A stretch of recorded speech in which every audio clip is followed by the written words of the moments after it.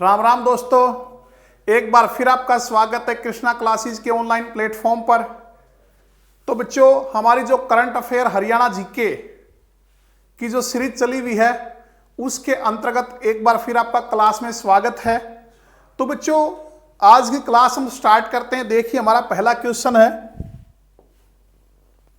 निम्न में से किस चीनी मिल में सीईओ यानी कि चीफ एग्जीक्यूटिव ऑफिसर नियुक्त किया जाएगा? बच्चों, दरअसल क्या है, जैसा कि आप जानते हो, पहले भी हम डिस्कस कर चुके हैं कि हरियाणा की जो शुगर मिल है, जो चीनी मिलें हैं, वो घाटे में चल रही हैं और उनको घाटे से उबारने के लिए जो सरकार है वो तरह तरह के प्रयत्न कर रही है। तो बच्चों, इसी के तहत एक प्रयत्न ये है कि अब उनमें सीईओ जो है, मुख्य कार्यकारी अधिकारी यानी कि चीफ एग्जीक्यूटिव ऑफिसर जो हैं, चीफ एग्जीक्यूटिव ऑफिसर तैनात किए जाएंगे, जो कि चीनी मिल जो क्षेत्र है उसी से रिलेटेड जो व्यक्ति उसमें सीईओ नियुक्त किए जाएंगे। तो कौन सी मिल में नियुक्त किए जाएंगे बच्चों? पलवल, बिल्कुल सही है, पलवल वाली शुगर मिल में भी, इसके साथ अलावा असंध में भी और महम में भी। तो उपयुक्त सभी इन तीनों मिलों में। तो बच्चों, हम पहले भी एक डिस्कस कर चुके हैं, शुद्ध वर्ड होता है उपयुक्त, उपरोक्त जो है वो क्या होता है? अशुद्ध होता है। तो ये ध्यान रखना बच्चों, उपरोक्त क्या है? पूरी तरह अशुद्ध है, शुद्ध शब्द होता है उपयुक्त। ठीक है। तो बच्चों, पलवल, असंध, महम, इन तीनों चीनी मिलों में जो है अब सीईओ यानी कि चीफ एग्जीक्यूटिव ऑफिसर, मुख्य कार्यकारी अधिकारी जो है वो नियुक्त किए जाएंगे। बच्चों, इससे पहले हमने एक चीज और पढ़ी थी, आपको ध्यान हो कि कौन सी चीनी मिलें हैं जिनमें गुड़ व शक्कर बनाई जाएगी? गुड़ व शक्कर। तो बच्चों, आपको ध्यान होगा, पलवल, कैथल व महम की शुगर मिलों में जो है वो क्या बनाई जाएगी? गुड़ व शक्कर। ये ट्रायल के तौर पर अगर ये जो है कामयाब होती है तो फिर जो है सभी सहकारी शुगर मिलों में जो है वो बनाई जाएगी। इसके अलावा हमने पढ़ा एथेनॉल कहां बनाई जाएगी? एथेनॉल। तो एथेनॉल जो है बच्चों वो कौन सी शुगर मिल में? शाहबाद की शुगर मिल जो है उसमें एथेनॉल बनाई जाएगी। इसके अलावा हमने पढ़ा था कि बिजली किन शुगर मिलों में जो बिजली बनाई जाएगी? तो बच्चों, आपको ध्यान होगा कि बिजली जो है वो किन शुगर मिलों में बनाई जाएगी? शाहबाद, पलवल, रोहतक, इसके अलावा पानीपत, इन शुगर मिलों में जो बिजली उत्पादन किया जाएगा। ये सारी जो चीजें हैं ये शुगर मिलों को घाटे से उबारने के लिए प्रयास किए जा रहे हैं बच्चों। और सीईओ भी जो है वो इसीलिए, ताकि शुगर मिल जो फायदे में आ जाए, घाटे से उबर कर नियुक्त किए जाएंगे। घोषणा किसने की? तो ये घोषणा की बच्चों हमारे जो सहकारिता मंत्री हैं। तो हम कई बार पढ़ चुके हैं बच्चों, हमारे सहकारिता मंत्री कौन हैं? जरा आप कमेंट करके बताइए जल्दी से, सहकारिता मंत्री हरियाणा के कौन हैं बच्चों? ठीक है। तो ये हैं बच्चों डॉक्टर बनवारी लाल। डॉक्टर जो बनवारी लाल हैं वो हमारे सहकारिता मंत्री हैं। इसके अलावा और कौन सा मंत्रालय है? अनुसूचित जाति एवं पिछड़ा वर्ग मंत्रालय भी इन्हीं के पास है। किस क्षेत्र से आते हैं बच्चों? बावल से। बावल कहां है? रेवाड़ी में। और ये जो है 17 विधानसभा जो आरक्षित है हरियाणा के, उनमें से बावल एक है। ठीक है। तो बच्चों, थोड़ा सा इसके बारे में पढ़ते हैं। चीनी मिलों को घाटे से उबारने के लिए सहकारी चीनी मिलों में चीनी मिल के क्षेत्र के अनुभवी व्यक्तियों को लगाया जाएगा। कौन से व्यक्ति? जो चीनी मिल के क्षेत्र के जो व्यक्ति हैं, उसी फील्ड के जो व्यक्ति हैं अनुभवी, उनको लगाया जाएगा। और प्रथम चरण में पलवल, असंध और महम की चीनी सहकारी मिलों में सीईओ नियुक्त किए जाएंगे। इन जिलों में एचसीएस अधिकारियों के स्थान पर जो है सीईओ यानी कि मुख्य कार्यकारी अधिकारी जो हैं वो नियुक्त किए जाएंगे। और ये घोषणा की हमारे सहकारिता मंत्री डॉक्टर बनवारी लाल ने। ठीक है बच्चों। तो ये सारी चीजें ध्यान रखना। एथेनॉल किस शुगर मिल में बनाया जाएगा? तो बच्चों, शाहबाद में। गुड़ व शक्कर पलवल, कैथल और महम में। विद्युत जो है बिजली वो पलवल, रोहतक, शाहबाद और पानीपत की शुगर मिल में। सबसे बड़ी शुगर मिल कहां है बच्चों? ये भी हम पढ़ चुके हैं। तो वो है सरस्वती शुगर मिल, यमुनानगर में। सबसे ज्यादा गन्ना कहां पैदा होता है? यमुनानगर में। लेकिन बच्चों, पलवल और रोहतक ये क्या कहलाते हैं? Sugar city. तो शुगर सिटी किसे कहा जाता है? पलवल और रोहतक को। तो अब बात आई जो सीईओ हैं वो कहां नियुक्त किए जाएंगे? पलवल, असंध और महम में।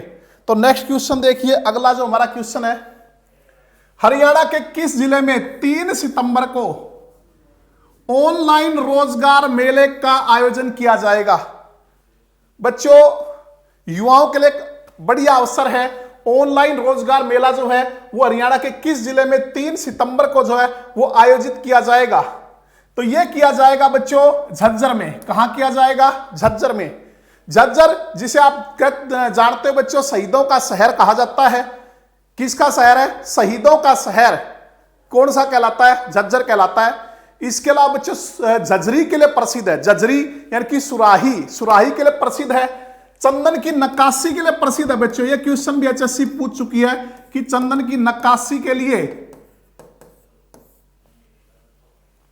कौन सा शहर प्रसिद्ध है? तो वह है झज्जर। ठीक है बच्चों, 15 जुलाई 1997 को स्थापना हुई थी। तो अब साथ में हम जो है इनके देखो, पहले हमने उपनाम भी याद किए, अब इनके स्थापना दिवस भी हम याद करेंगे साथ में। तो 15 जुलाई 1997 को झज्जर की जो है वो स्थापना हुई थी। हर चीजें धीरे धीरे करके जो बारी बारी सारी चीजें, क्योंकि ये तो हर रोज की क्लास है करंट अफेयर की, तो बच्चों साथ बने रहिए। और ज्यादा से ज्यादा अगर आपको क्लास अच्छी लगे तो लाइक कीजिए, शेयर कीजिए, सब्सक्राइब कीजिए। धीरे धीरे जो है सारी डेट जो है आपको, चाहे वो क्षेत्रफल हो, चाहे वो उनके स्थापना दिवस हो, वो सारे करवा दिए जाएंगे। तो झज्जर चंदन की नक्काशी के लिए प्रसिद्ध है। इसके अलावा बच्चों हड्डी की नक्काशी के लिए कौन प्रसिद्ध है? कमेंट करके बताना। हड्डी की नक्काशी के लिए जो है वो कौन सा शहर प्रसिद्ध है हड्डी की नक्काशी के लिए? यह क्वेश्चन भी एचएससी पूछ चुकी है। तो बताना कौन सा शहर है बच्चों हड्डी की नक्काशी के लिए? हरियाणा का कौन सा शहर प्रसिद्ध है? तो बच्चों वो है फरीदाबाद। कौन सा शहर है? फरीदाबाद। और फरीदाबाद जो है इसकी स्थापना हुई थी 15 अगस्त 1979 को। 15 अगस्त 1979 को जो फरीदाबाद की हरियाणा के 12वें जिले के रूप में स्थापना हुई थी। हरियाणा का कौन सा जिला था ये? 12वां जिला। ठीक है बच्चों, कल हमने पढ़ा था पंचकुला का स्थापना दिवस, ध्यान है? पंचकुला कब स्थापित किया गया था वो भी कमेंट करके बताइए बच्चों। तो बच्चों झज्जर शहीदों का शहर कहलाता है। स्थापना 15 जुलाई 1997 को हुई। चंदन की नक्काशी के लिए प्रसिद्ध है बच्चों। फरीदाबाद की अगर हम बात करें तो औद्योगिक नगरी, हरियाणा की औद्योगिक नगरी फरीदाबाद है। हरियाणा का सबसे छोटा जिला जो क्षेत्रफल के हिसाब से वो फरीदाबाद है, और सबसे बड़ा जनसंख्या के हिसाब से वो फरीदाबाद है। तो ये ध्यान रखना कि जनसंख्या के हिसाब से सबसे बड़ा है फरीदाबाद, और क्षेत्रफल के हिसाब से सबसे छोटा है फरीदाबाद। तो स्थापना इसकी 15 अगस्त 1979 को 1979 को 12वें हरियाणा के 12वें जिले के रूप में इसकी स्थापना हुई थी। हड्डी की नक्काशी के लिए प्रसिद्ध है बच्चों। तो मैंने पूछा था पंचकुला की स्थापना कब हुई थी? पिछली वीडियो में हम पढ़ चुके हैं बच्चों। तो पंचकुला की स्थापना 15 अगस्त 1995 को हुई थी। 15 अगस्त 1995 को, और ये 15 अगस्त 1979 को कौन सा? फरीदाबाद। ठीक है बच्चों, तो नेक्स्ट क्वेश्चन पे चलते हैं। गूगल बॉय कौटिल्य पंडित। बच्चों क्वेश्चन ये भी आ सकता है कि किसे गूगल बॉय के उपनाम से जाना जाता है? तो वो है कौटिल्य पंडित। ठीक है, कहां से संबंध रखते हैं कौटिल्य पंडित बच्चों? कमेंट करके बताओ। गूगल बॉय कौटिल्य पंडित, कौटिल्य पंडित का जो है संबंध कहां से है? 29 अगस्त को, 29 अगस्त बच्चों जो है हमारा राष्ट्रीय खेल दिवस है। हमारे जो हॉकी के जादूगर ध्यानचंद जो है ये यूपी इलाहाबाद से जो है संबंध रखते हैं, उनका जन्म दिवस है। उसी पे जो है वो राष्ट्रीय खेल दिवस उन्हीं के जन्म दिवस पर मनाया जाता है। और इस दिन जो हमारे खेल के जो पुरस्कार हैं उनकी भी जो है वो दिए जाते हैं खिलाड़ियों को राष्ट्रपति के द्वारा। किस सम्मान से सम्मानित किया? तो बच्चों ये ग्लोबल चाइल्ड अवार्ड से इनको सम्मानित किया गया है। 29 अगस्त को ग्लोबल चाइल्ड अवार्ड से जो है वो गूगल बॉय कौटिल्य को सम्मानित किया गया। और ये करनाल से संबंध रखते हैं बच्चों। कहां से? करनाल से, करनाल से संबंधित है। ग्लोबल चाइल्ड अवार्ड 30 देशों के 100 जीनियस बच्चों को सम्मानित किया गया है। गूगल जो ग्लोबल चाइल्ड अवार्ड है उससे 30 देशों के कितने 100 जीनियस बच्चों को सम्मानित किया गया। तो उनमें से जीनियस बच्चा हमारा भी हमारे प्रदेश का है, कौटिल्य पंडित जो है, जिसे जो गूगल बॉय कहा जाता है। इन बच्चों से संयुक्त राष्ट्र संघ के पर्यावरण कार्यक्रम के कार्यकारी निदेशक, तो आपको यहां यह भी याद हो जाना चाहिए साथ में कि पर्यावरण संयुक्त राष्ट्र संघ के पर्यावरण कार्यक्रम के कार्यकारी निदेशक जो हैं वो कौन है, तो वो है एरिक सोलहेम। एरिक सोलहेम, ठीक है बच्चों। एरिक सोलहेम वही व्यक्ति हैं जिन्होंने संयुक्त राष्ट्र संघ की तरफ से 2018 में हमारे माननीय प्रधानमंत्री श्री नरेंद्र मोदी जी को सम्मानित किया था। तो बच्चों ये भी आप कमेंट करके बताइए कौन से पुरस्कार से 2018 में संयुक्त राष्ट्र संघ के पर्यावरण कार्यक्रम के कार्यकारी निदेशक एरिक सोलहेम ने हमारे माननीय प्रधानमंत्री श्री नरेंद्र मोदी जी को सम्मानित किया था। कमेंट करना जल्दी। तो ये क्या कहता है, इन बच्चों से संयुक्त राष्ट्र संघ के पर्यावरण कार्यक्रम के कार्यकारी निदेशक एरिक सोलहेम जो है वो ऑनलाइन संवाद करेंगे और कौटिल्य एरिक से पर्यावरण एवं बच्चों के बहुमुखी विकास पर संयुक्त राष्ट्र की भूमिका पर प्रश्न करेगा। कौटिल्य किस बात के बारे में क्वेश्चन पूछेगा उनसे कि पर्यावरण और बच्चों का बहुमुखी विकास जो है, पर्यावरण और बच्चों का सर्वांगीण विकास, बहुमुखी विकास जो है, उसमें संयुक्त राष्ट्र की भूमिका क्या है, ठीक है, क्या योगदान है, क्या उसकी भूमिका है, उस पे कौटिल्य जो है वो इनसे प्रश्न जो है उसने किया है। तो बच्चों बात कर रहे थे हमारे माननीय प्रधानमंत्री श्री नरेंद्र मोदी को यह पुरस्कार मिला था, चैंपियन ऑफ द अर्थ। कौन सा पुरस्कार? चैंपियन ऑफ द अर्थ से संयुक्त राष्ट्र ने सम्मानित किया था माननीय प्रधानमंत्री श्री नरेंद्र मोदी जी को 2018 में। नेक्स्ट क्वेश्चन देखिए, हाल ही में डायल 112 का भवन हरियाणा के किस जिले में बनाया गया है? तो बच्चों डायल 112 क्या है? डायल 112 क्या है? बच्चों आपको देखो ध्यान होगा कि अगर आपको पुलिस सहायता चाहिए इमरजेंसी में तो आप किस पे डायल करते हो? 100 नंबर पे। किस पे डायल करते हो? 100 नंबर पे। अग्निशामक जो इमरजेंसी है, अग्निशामक जो है आग बुझाने वाले जो अग्निशामक कहते हैं, उसके लिए कहां डायल करते हैं? 101 पर। और एम्बुलेंस बुलाने के लिए कहां डायल करते हैं? 102 पर। और जो आपदा प्रबंधन है उसके लिए कहां डायल करते हो? 108 नंबर पर। तो ये जो सेवाएं हैं इनके लिए अलग अलग नंबरों पर डायल करना पड़ता है। लेकिन अब जो है एक ऐसी मुहिम चला रही सरकार कि सिर्फ एक ही नंबर पे डायल करना पड़ेगा, अलग अलग नंबरों पे डायल नहीं करना पड़ेगा। वो नंबर है डायल 112। और ये डायल करने के बाद 15 मिनट में पुलिस जो उस स्थल पर पहुंचेगी। तो इसके लिए जो भवन है हाल ही में वो हरियाणा में कहां स्थापित किया गया है? तो बच्चों स्थापित किया पंचकुला में। कहां? पंचकुला में स्थापित किया गया है। क्राइम कंट्रोल के लिए डायल 112 की शानदार बिल्डिंग पंचकुला में तैयार हो चुकी है और इसे पुलिस को हैंडओवर भी कर दिया गया है। डायल 112 अहम प्रोजेक्ट है। क्या प्रोजेक्ट है? इसके शुरू होते ही अपराध स्थल पर पुलिस जो है वो 15 मिनट के अंदर पहुंच जाएगी। ठीक है बच्चों। और साथ में यह भी पता होना चाहिए हरियाणा के जो डीजीपी हैं वो कौन है? तो वो है मनोज यादव। कौन है बच्चों? मनोज यादव। और हमारे होम मिनिस्टर जो हैं, हमारे होम मिनिस्टर, हमारे जो चीफ मिनिस्टर हैं, इनका ये ड्रीम प्रोजेक्ट है बच्चों। तो हमारे होम मिनिस्टर कौन है वर्तमान में? श्री अनिल विज हमारे जो हैं वो होम मिनिस्टर हैं, गृह मंत्री हैं। इसके अलावा हमारे जो हेल्थ मिनिस्टर हैं, स्वास्थ्य मंत्री, वो भी कौन है? श्री अनिल विज हैं। तो बच्चों ये कहां बनाया गया है? पंचकुला में। नेक्स्ट देखिए, हरियाणा महिला विकास निगम की ओर से लड़कियों व महिलाओं को देश विदेश में उच्च शिक्षा प्राप्त करने के लिए बैंकों के माध्यम से ब्याज दर में कितने प्रतिशत अनुदान, अनुदान मतलब सब्सिडी, अनुदान मतलब सब्सिडी पर ऋण उपलब्ध करवाया जाता है? ठीक है बच्चों, कि हमारे जो लड़कियां और महिलाएं हमारे प्रदेश की हैं जो देश या विदेश में उच्च शिक्षा ग्रहण करना चाहती हैं, तो उनको जो है बैंकों से जो लोन लेना पड़ता है, जो ऋण लेना पड़ता है, उस ऋण पर कितने प्रतिशत सब्सिडी से हरियाणा महिला विकास निगम जो है उनको ऋण उपलब्ध करवाता है, कितने परसेंट सब्सिडी उनको दी जाती है? तो बच्चों ये 5% सब्सिडी, कितनी? 5% अनुदान पे जो है उनको ऋण उपलब्ध कराता है।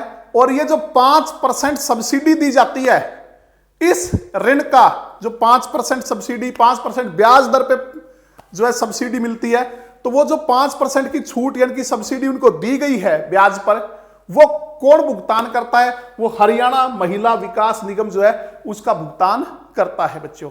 ठीक है, 5% ब्याज राशि की जो क्षतिपूर्ति होगी महिला विकास निगम के द्वारा वो पूरी की जाती है।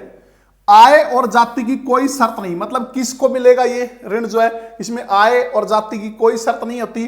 लड़की व महिला जो है वो हरियाणा की स्थायी निवासी होनी चाहिए। कंडीशन क्या है? वो जो है यहाँ की परमानेंट जो है निवासी होनी चाहिए। और इसका उद्देश्य क्यों है, क्या है? ये बेटी बचाओ बेटी पढ़ाओ जो अभियान है उसको गति देना। बेटी बचाओ बेटी पढ़ाओ जो अभियान था हमारे माननीय प्रधानमंत्री श्री नरेंद्र मोदी जी ने, उसकी घोषणा हमारे ही प्रदेश से, हरियाणा प्रदेश से की थी। कहां से? पानीपत से की थी बच्चों। ठीक है, तो उसी को गति देना, उसी को बढ़ावा देना जो है वो इसका उद्देश्य है। ठीक है, तो नेक्स्ट देखिए, ब्रिटेन के सबसे बुद्धिमान लोगों में हरियाणा की बेटी ईसा अत्रेजा ने सर्वोच्च स्थान हासिल किया। बड़े गर्व की बात है बच्चों हमारे लिए कि ब्रिटेन के सबसे बुद्धिमान लोगों में हरियाणा की बेटी, क्या नाम है? ईसा अत्रेजा ने सर्वोच्च स्थान हासिल किया। वह किस जिले से संबंध रखती हैं? तो जो ईसा अत्रेजा है वो किस जिले से संबंध रखती हैं? तो बच्चों वो संबंध रखती हैं करनाल से। कहां से? करनाल से, जिसको कर्ण नगरी कहा जाता है, जिसको हरियाणा का पेरिस कहा जाता। पीछे ही क्वेश्चन पूछा था ये एचएससी ने कि हरियाणा का पेरिस जो है वो किसे कहा जाता है? करनाल को। धान का कटोरा कहते हैं बच्चों। लिबर्टी शू का जन्मदाता कहा जाता है करनाल को। ठीक है, अगर हम इसके स्थापना दिवस की बात करें तो करनाल उन 7 जिलों में से एक था जो 1 नवंबर 1966 को जब हरियाणा का गठन हुआ तो कितने 7 जिले बनाए गए थे? 7। तो उनमें से करनाल भी एक था, यानी कि इसका स्थापना दिवस 1 नवंबर 1966 है। तो बच्चों जींद भी उन्हीं में से एक था, तो जींद का भी स्थापना दिवस क्या है? 1 नवंबर 1966। जो 7 जिले हरियाणा के गठन के समय थे तो उनका स्थापना दिवस अगर पूछे तो 1 नवंबर 1966। पंचकुला, इसका हम पढ़ ही चुके हैं, अभी पढ़ा था हमने कि 15 अगस्त 1995 को पंचकुला जो है उसका गठन हुआ था बच्चों। तो देखिए, ब्रिटेन के सबसे बुद्धिमान लोगों में हरियाणा की बेटी ईसा अत्रेजा ने सर्वोच्च स्थान हासिल किया। ईसा अत्रेजा राज्य के करनाल जिले से संबंध रखती हैं। कहां से? करनाल से। 16 वर्षीय, कितने साल की बच्चों? मात्र 16 वर्ष की है ये लड़की। कितना नाम कमाया इसने वर्ल्ड लेवल पर। को टेस्ट में पास होने पर मेंसा में शामिल होने के लिए आमंत्रित किया है। मेंसा में शामिल होने के लिए बहुत बड़ी उपलब्धि है बच्चों कि इसको आमंत्रित किया ब्रिटेन ने मेंसा में शामिल होने के लिए। तो मेंसा क्या है? मेंसा एक उच्च बुद्धि वर्ग लोगों का एक समाज है, मतलब ये एक संस्था है जिसमें जो बहुत ज्यादा इंटेलिजेंट लोग जो हैं उनकी ये संस्था है। मेंसा एक उच्च बुद्धिमान समाज है जिसका गठन 1946 में ऑक्सफोर्ड में हुआ था और इसमें जो है 20,000 लोग शामिल हैं। कितने बच्चों? 20,000 लोग जो इसमें शामिल हैं। तो उस मेंसा में ईसा अत्रेजा को शामिल होने के लिए आमंत्रित किया गया है। तो कितने गर्व की बात है। तो ये कहां से हैं? करनाल से हैं बच्चों। नेक्स्ट देखिए, 7 राज्यों तक केंद्र शासित प्रदेशों ने नशे के नेटवर्क को तोड़ने के लिए एक साझी रणनीति बनाते हुए किस जिले में अंतरराज्यीय ड्रग सचिवालय बनाया है? बच्चों 7 जो राज्य और केंद्र शासित प्रदेश हैं वो 7 कौन कौन से हैं? हमारा हरियाणा है। हरियाणा के अलावा जो हमारे पड़ोसी राज्य हैं बच्चों, आपको पता होगा हरियाणा के साथ कौन कौन सी जो राज्य हैं वो सीमा बनाते हैं। तो बच्चों उनमें बनाता है जो उत्तर पश्चिम में पंजाब है, उत्तर में हिमाचल प्रदेश है, उत्तर पूर्व में उत्तराखंड है, पूर्व में उत्तर प्रदेश है। और अगर हम बात करें दक्षिण पश्चिम में और पश्चिम में, दक्षिण पश्चिम में वहां पर राजस्थान लगता है। तो ये 5 राज्य और 2 केंद्र शासित प्रदेश चंडीगढ़ और दिल्ली, ये 7 हरियाणा से सीमा बनाते हैं। लेकिन ये तो टोटल कितने हो गए 8, 7 तो इसके साथ सीमा बनाते हैं और 8वां हरियाणा। लेकिन यहां क्या है 7 राज्य और केंद्र शासित प्रदेश। तो 7 राज्य और केंद्र शासित प्रदेश, तो इसमें कौन सा शामिल नहीं है? तो बच्चों इनमें उत्तर प्रदेश शामिल नहीं है। कौन सा शामिल नहीं है? उत्तर प्रदेश जो है वो शामिल नहीं है। तो उत्तर प्रदेश को छोड़ के हरियाणा, पंजाब, हिमाचल प्रदेश, उत्तराखंड, इसके अलावा राजस्थान, केंद्र शासित प्रदेश दिल्ली और जो चंडीगढ़ है जो हरियाणा की राजधानी भी है, तो ये 7 राज्य और केंद्र शासित प्रदेश है। इन्होंने नशे के नेटवर्क को तोड़ने के लिए एक साझी रणनीति बनाई है। तो ये इनका जो अंतरराज्यीय ड्रग सचिवालय है तो वो कहां बनाया गया बच्चों? तो बनाया गया है हमारे पंचकुला में। कहां बनाया गया है? पंचकुला में बनाया गया बच्चों। देखिए, देश के उत्तरी क्षेत्र में नशा कारोबारियों का नेटवर्क तोड़ने व मादक पदार्थों की तस्करी पर रोकथाम के लिए पंचकुला में अंतरराज्यीय ड्रग सचिवालय बनाया गया है। पंचकुला की स्थापना हमने पढ़ ली बच्चों 15 अगस्त 1995 को हुई थी। मुहिम में शामिल राज्य व केंद्र शासित प्रदेश कौन से? हरियाणा, पंजाब, हिमाचल प्रदेश, उत्तराखंड, ठीक है, राजस्थान, दिल्ली और चंडीगढ़। तो बच्चों हमारे साथ कितने राज्य सीमा बनाते हैं? तो 5 बनाते हैं। उनमें से ये 4 हैं, पंजाब, हिमाचल प्रदेश, उत्तराखंड और राजस्थान। सबसे लंबी सीमा कौन सा बनाता है बच्चों? तो राजस्थान बनाता है सबसे लंबी सीमा। और सबसे छोटी की अगर बात करें तो कौन सा राज्य बनाता है? उत्तराखंड बनाता है, ठीक है। और दिल्ली जो उसको हरियाणा 3 ओर से घेर रखा है, दिल्ली को हरियाणा ने 3 ओर से घेर रखा है। तो नेक्स्ट देखिए, हाल ही में हरियाणा बॉल बैडमिंटन संघ, हरियाणा बॉल बैडमिंटन संघ ने अपना कौन सा स्थापना दिवस मनाया है? तो बच्चों हाल ही में हरियाणा बॉल बैडमिंटन संघ ने अपना 12वां स्थापना दिवस मनाया है। 12वां स्थापना दिवस जो इन्होंने मनाया है, तो इसका जो स्थापना वो 2008 में हुई थी हरियाणा बॉल बैडमिंटन संघ की, 2008 में। तो अब इन्होंने 12वां जो अपना स्थापना दिवस मनाया है। अच्छा बच्चों, अगर हम बात करें तो इसका मुख्यालय कहां है? तो इसका जो मुख्यालय वो कैथल में है, जिसे छोटी काशी कहते हैं। छोटी काशी क्यों कहते हैं? नवग्रह कुंडों के कारण। नवग्रह कुंड जो कि युधिष्ठिर ने बनवाए थे, उनके कारण जो है छोटी काशी कहलाती है। और छोटी काशी एक कौन सा और हरियाणा का शहर कहलाता है, वो कमेंट करके आपने बताना है। इसके अलावा बच्चों कपिल नगरी जो है, कपिल ऋषि से भी, मुनि से इसका संबंध बताया जाता है, ठीक है। इसके अलावा बच्चों इसको हनुमान की जन्मस्थली भी कहते हैं, तो कपिस्थल, वानरों की आवास भूमि भी इसको कहा जाता है। गुरुद्वारों का शहर भी बच्चों क्या है? कैथल है, ठीक है। तो इसने 12वां अपना स्थापना दिवस जो है हरियाणा बॉल बैडमिंटन संघ ने अभी हाल ही में मनाया है। तो इसने अपना 12वां स्थापना दिवस मनाया है।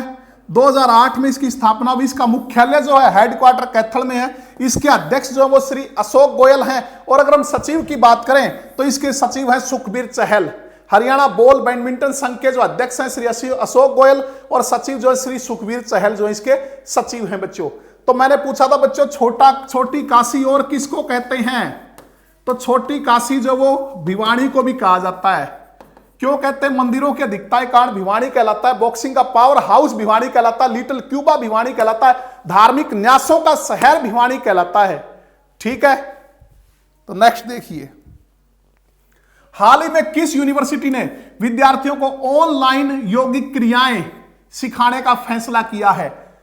तो बच्चों विद्यार्थियों को सुबह उठते ही ऑनलाइन उन्हें योग आदि के गुर सिखाए जाएंगे। जैसे कपालभाति है, ये प्राणायाम होता है, जैसे आपका अनुलोम विलोम है, या यौगिक क्रियाएं जो हैं वो सिखाई जाएंगी। तो ये किस यूनिवर्सिटी ने शुरू किया है? तो ये शुरू किया है हरियाणा एग्रीकल्चर यूनिवर्सिटी ने, जो कि कहां स्थित है? हिसार में स्थित है बच्चों। हरियाणा एग्रीकल्चर यूनिवर्सिटी जो है कब बनी थी? 2 फरवरी 1970 को बनी थी। और बाद में फिर 30 अक्टूबर 1991 को इसका नाम, शुरू में इसका नाम हरियाणा एग्रीकल्चर यूनिवर्सिटी था। फिर हमारे देश के 7वें प्रधानमंत्री चौधरी चरण सिंह पर इसका नाम जो है 1991 में 30 अक्टूबर 1991 को क्या रख दिया गया? चौधरी चरण Singh Haryana agriculture university. Asia की सबसे बड़ी यूनिवर्सिटी जो ये बच्चों मानी जाती है। और इसके वीसी कौन है, पहले भी हम पढ़ चुके हैं, इसके वीसी हैं डॉक्टर समर सिंह। कौन है? डॉक्टर समर सिंह। HAU कहां है? हिसार में। स्थापना 2 फरवरी 1970 को। इसके जो वीसी हैं डॉक्टर समर सिंह, इसके वीसी हैं बच्चों। अगर मैं बात करूं KU के कुरुक्षेत्र, 11 फरवरी 1957, इसके जो वीसी हैं डॉक्टर कैलाश चंद्र शर्मा जो हैं वो इसके वीसी हैं। MDU रोहतक, स्थापना हुई 1976 में। इसके जो वीसी हैं वो है राजवीर जो सिंह है, श्री राजवीर सिंह जो है वो इसके वीसी हैं। और GJU हिसार, स्थापना 20 अक्टूबर 1995 को हुई। इसके वीसी जो है प्रोफेसर टंकेश्वर जो है इसके वीसी हैं बच्चों। ठीक है, तो बच्चों ये हमारा क्वेश्चन है, हाल ही में सरकार ने वीकेंड लॉकडाउन को शनिवार रविवार को बदलकर किस दिन करने की घोषणा की है। बच्चों आप जानते हो हमारे हरियाणा में सबसे पहले लॉकडाउन कब लगा था? सबसे पहले आंशिक लॉकडाउन जो है वो लगाया गया था। आंशिक लॉकडाउन जो है वो 23 मार्च को लगा था। उसके बाद पूर्ण लॉकडाउन, राज्य में जो पूर्ण लॉकडाउन हुआ था आप सभी को ध्यान होगा 24 मार्च को हुआ था। और हमारे भारत में 25 मार्च को हुआ था पूरे भारत में। लेकिन उसके बाद अभी हाल ही में 22 अगस्त को वीकेंड लॉकडाउन की घोषणा हमारे माननीय गृह मंत्री श्री अनिल विज ने की थी। 22 अगस्त को वीकेंड लॉकडाउन लगा था बच्चों, आपको ध्यान होगा। ठीक है, मतलब इसमें क्या है कि 2 दिन शनिवार और एतवार को, 2 दिन जो है शनिवार और एतवार को असेंशियल जो मतलब जो जरूरी वस्तुएं हैं उनको छोड़कर बाकी सारी जो है वो दुकानें बाजार वगैरह बंद रहेंगे। लेकिन बच्चों इसका कड़ा विरोध हुआ, खास कर व्यापारी वर्ग ने इसका बड़ा विरोध किया, जिसके कारण अब जो 2 दिन है वो शनिवार रविवार की बजाय वो कौन से कर दिए हैं? सोमवार और मंगलवार को। तो अब वीकेंड जो है शनिवार रविवार से बदलकर किस दिन कर दिया बच्चों? तो वो किया है सोमवार और मंगलवार को। कौन सा ऑप्शन हो जाएगा? बी ऑप्शन हो जाएगा बच्चों। पहले लॉकडाउन आंशिक 23 मार्च को, पूर्ण लॉकडाउन 24 मार्च को, पूरे भारत में लॉकडाउन हुआ 25 मार्च को, और हमारा वीकेंड लॉकडाउन जिसमें 2 दिन जो है जरूरी आवश्यक वस्तुओं को छोड़ के बाकी जो दुकानें वगैरह जो शहरी क्षेत्र में बंद रहेंगी वो 22 अगस्त को घोषणा की थी। शुरू में 2 दिन शनिवार और रविवार थे, लेकिन अब जो है इसकी दोबारा घोषणा की गई है क्योंकि व्यापारी वर्ग ने इसका काफी विरोध किया, जिसके चलते जो है वो अब लॉकडाउन जो वो सोमवार और मंगलवार को रहेगा। ठीक है बच्चों, तो इसमें बाकी सारी जो चीजें हैं वो बंद रहेंगी, सिर्फ आवश्यक वस्तुएं जो हैं, जो रोजमर्रा की हमारी वस्तुएं हैं, चाहे वो फल हो, सब्जी हो, दूध हो या किराना वगैरह को छोड़ के बाकी सारे जो शहरी क्षेत्र में दुकानें आदि, मॉल आदि वो बंद रहेंगे बच्चों। तो बच्चों ये थी आज की हमारी कक्षा, तो इसको ज्यादा से ज्यादा शेयर कीजिए और बच्चों मिलते हैं अगली कक्षा में, तब तक के लिए धन्यवाद।